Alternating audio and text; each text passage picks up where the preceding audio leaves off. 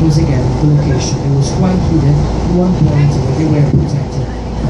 Nearby, don't forget, we have the Germanic lands where the barbarians came from, right? And during the Middle Ages, there was a lot of strong families that were trying to keep control of the area, and we have to wait until, starting from the Renaissance all the way to the 1800s, when the good tradition of these lakes will start, because of climate. Some people were asking me if we have a climate, which is something between the Mediterranean climate and the tropical climate. Because you know, here we are protected from the winds and from the mountains. This is the reason why it is this kind of vegetation. And this is also the reason why, starting from 1400, families of noble people decided to come here. You name it, the Medici family, many attracted by the climate, by the landscape, by the vegetation, the soil that was so rich in here. Of course, this area started to boom during the 1800s. Starting from that point, there are a lot of families coming from all over. They built their villas around, and this is what we're going to see. In the area of Bellagio, you consider, we have two villas. One is called Villa Cervelloni, because it is owned by the Rockefeller Center in New York. Okay? And Villa Cervelloni was owned by Pliny the Younger. Already in the ancient times, it was a Roman villa. Right? Pliny the Younger, who was the nephew of Pliny the Elder, the guy that died during the eruption of the Mount Vesuvius in the year 79 AD.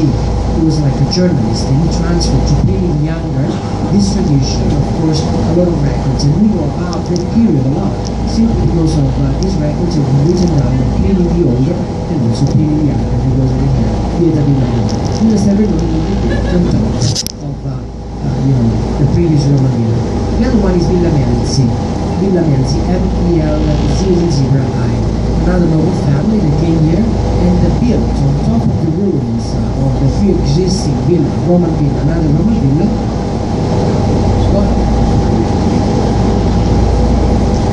We are almost there, and then we're going to use the other one. So Villa, because otherwise it takes too long by the time we all get organized.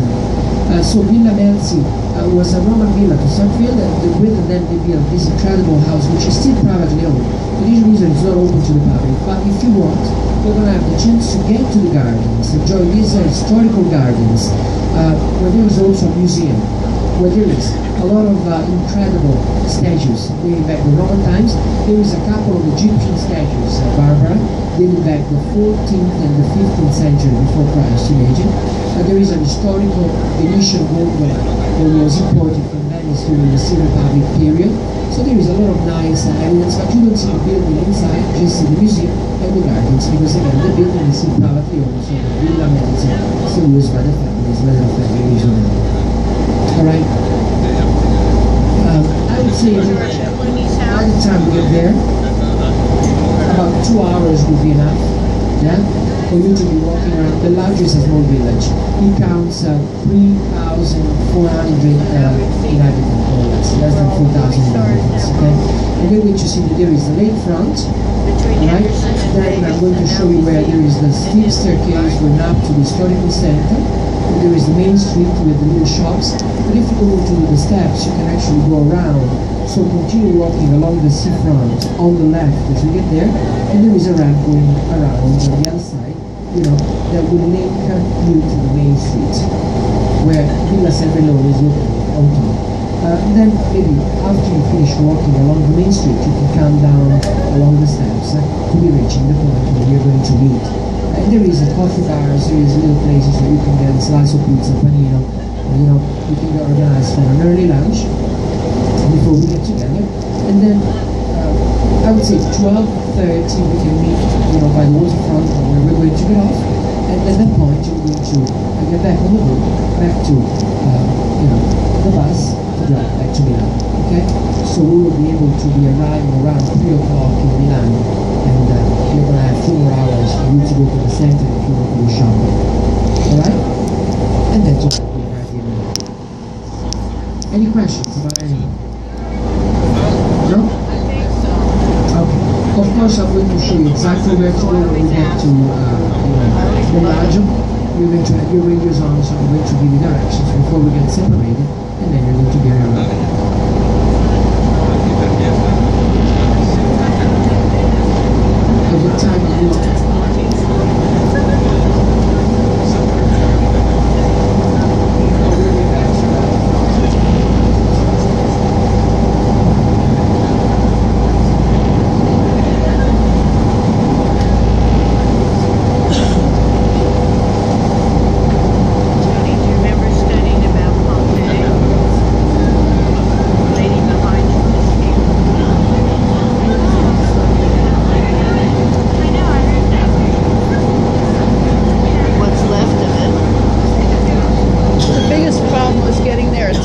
11:30 and waiting till 2:30 to get in under the sun.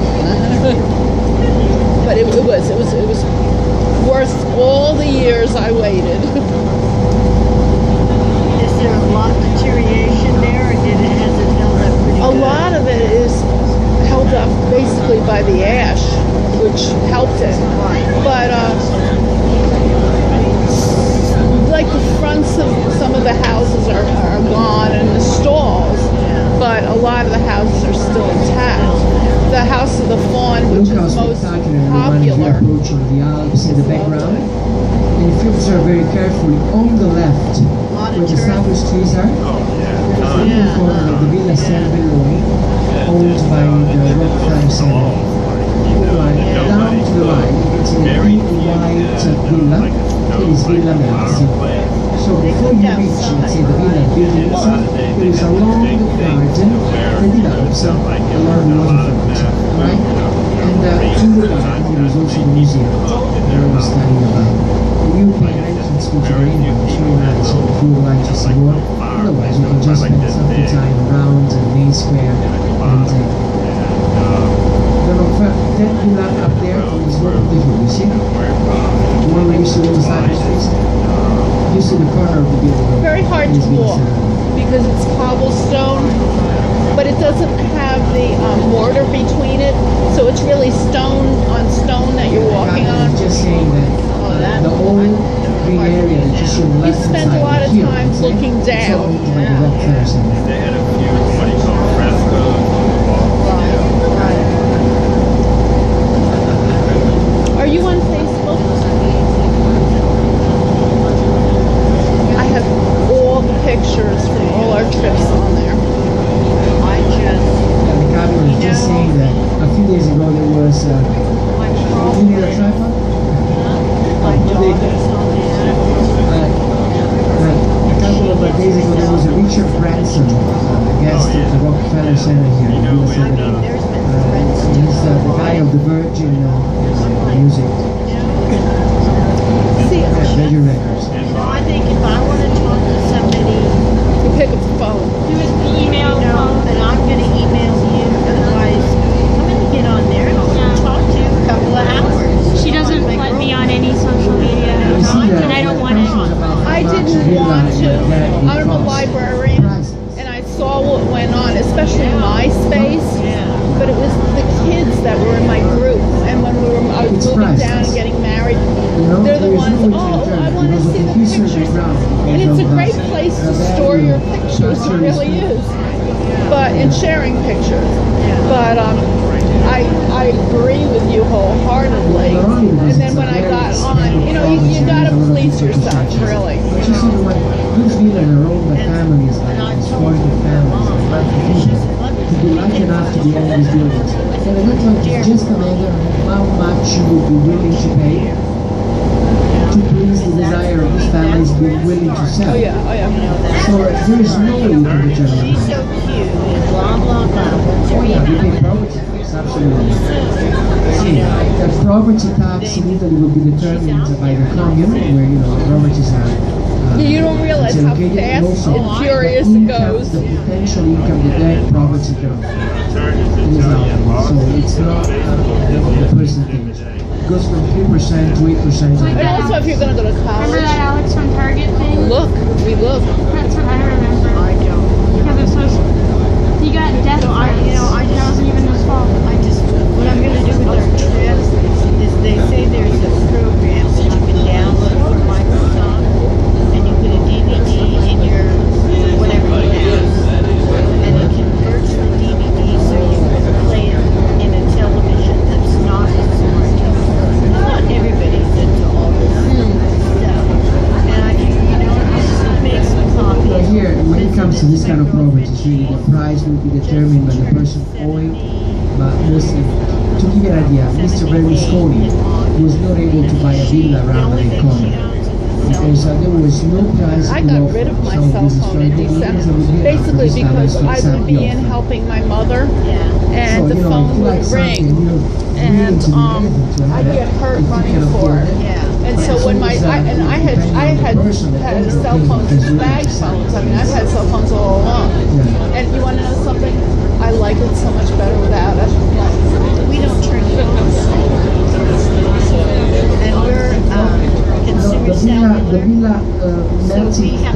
you see that little chapel, that's part of the garden already. When you see the yellowish building, that is the entrance, and say, oh, you buy your tickets to get into it. You know, Villa Cervelloni is up there. 45 minutes. I said, honey, I got 400 minutes. And Villa Melzi was built on top of the ruins of a Roman villa. Meanwhile, Cervelloni was built on top of the villa in the younger, and then later on a castle, a And newer we're going castle. to, you know, we're going to enjoy our visit together. But she has a DVD player, Oh, right. so that she can watch the movies on her TV. So I want to And make welcome her, to Bellagio, everyone. she's never Bellagio gonna inspired a come, lot of writers, So I wanna poets, make- and painters. you know. Among the others, Stendhal used to be here, you know.